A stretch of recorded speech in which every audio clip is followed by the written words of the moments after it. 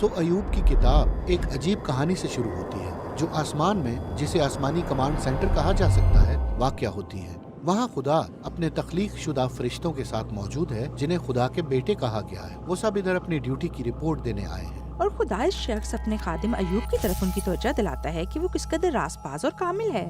تب ایک مخلوق فرشتہ اس کے پاس آتا ہے۔ اسے عبرانی میں شیطان کہا جاتا ہے۔ شیطان؟ یہ کون ہے؟ اس نام کا لفظی مطلب ہے الزام لگانے والا۔ سارے عملے میں سے وہ ہے جو خدا کے دنیا کو چلانے سے متعلق سوال اٹھاتا ہے۔ وہ کہتا ہے کہ ایوب حقیقت میں خدا سے محبت نہیں رکھتا، اور یہ کہ وہ صرف اس لیے اچھا ہے کہ خدا اسے اجر دیتا ہے۔ اگر خدا وہ تمام اچھی چیزیں جو اس نے ایوب کو دی ہیں لے لے تو ہم اس کی اصلیت جان سکیں گے۔ تو اس کا کہنا ہے کہ ایوب صرف سسٹم کا حصہ ہے؟ بالکل ٹھیک۔ شاید جو کچھ وہ چاہتا ہے اسے حاصل کرنے کے لیے فرما برداری کر رہا ہے۔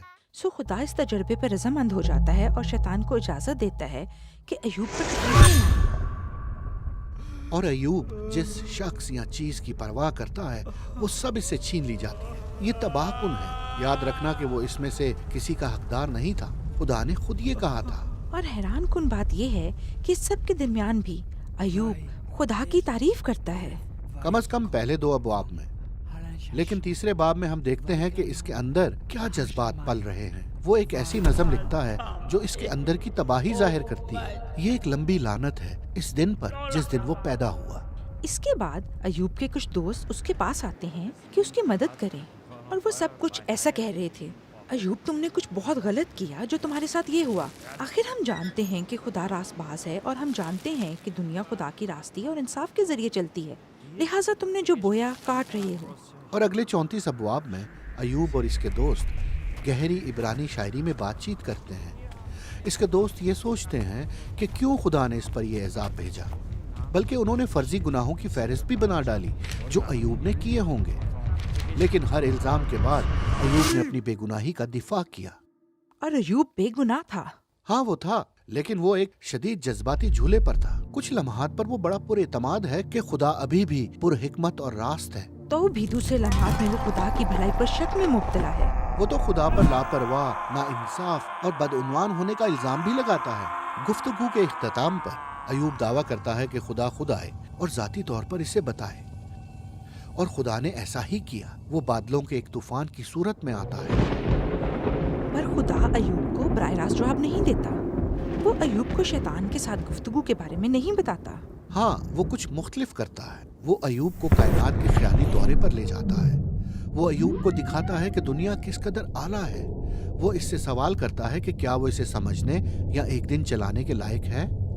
وہ ایوب کو دکھاتا ہے کہ دنیا کس قدر تفصیلی اور پیچیدہ ہے، جن چیزوں کو ہم روز دیکھتے ہیں لیکن در حقیقت انہیں نہیں سمجھتے، لیکن خدا سمجھتا ہے۔ وہ اس سب کو گہرے طور پر جانتا ہے۔ وہ کائنات کی خوبصورتی اور عوامل کو ناقابل تصور انداز میں دکھاتا اور ایسی جگہوں کے بارے میں بات کرتا ہے جو ہم کبھی نہیں دیکھیں گے۔ پھر بات کو نتیجے تک پہنچاتے ہوئے خدا ایوب کو 2 شاندار وحشی جانوروں کے بارے میں بتاتا ہے اور فخر سے ان کی عظمت کا ذکر کرتا ہے۔ ہاں، وہ بہت خطرناک ہے۔ میرا مطلب ہے کہ وہ سوچے بغیر آپ کو مار دیں گے۔ اور خدا کہتا ہے کہ وہ برے نہیں ہیں، بلکہ وہ اس کی اچھی دنیا کا حصہ ہیں۔ اور بس یہی؟ کیا یہ خدا کا دفاع ہے؟ یہ بڑی عجیب بات ہے۔ میرا مطلب ہے کہ یہ سب کس لیے؟ یہ بس یوں ہی لگتا ہے۔ ایوب کے نقطہ نظر سے یوں لگتا ہے کہ خدا راست نہیں ہے، لیکن خدا کا نقطہ نظر لامحدود طور پر بڑا ہے۔ وہ جب فیصلے کرتا ہے تو وہ تمام کائنات کی پیچیدگی کو بھی متحرک طور پر سنبھالتا ہے، اور یہ ہے جسے خدا اپنی حکمت کہتا ہے۔ سو در حقیقت ایوب کا خدا کو اپنا دفاع کرنے کا کہنا ہی عجیب ہے۔ وہ چاہتے ہوئے بھی اس طرح کی پیچیدگی کو سمجھ نہیں سکتا۔ تو پھر ہم کہاں کھڑے ہیں؟ ایوب اس کے بعد حلیمی اختیار کرتا ہے۔ اس کو نہیں معلوم ہوتا کہ اس نے دکھ کیوں اٹھایا، تو بھی وہ سلامتی اور خدا کے خوف میں زندہ ہے۔